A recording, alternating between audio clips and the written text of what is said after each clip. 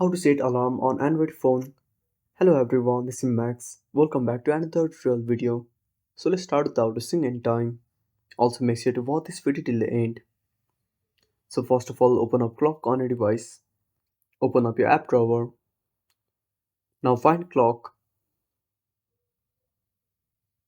Now once you find it, simply open up clock on your device.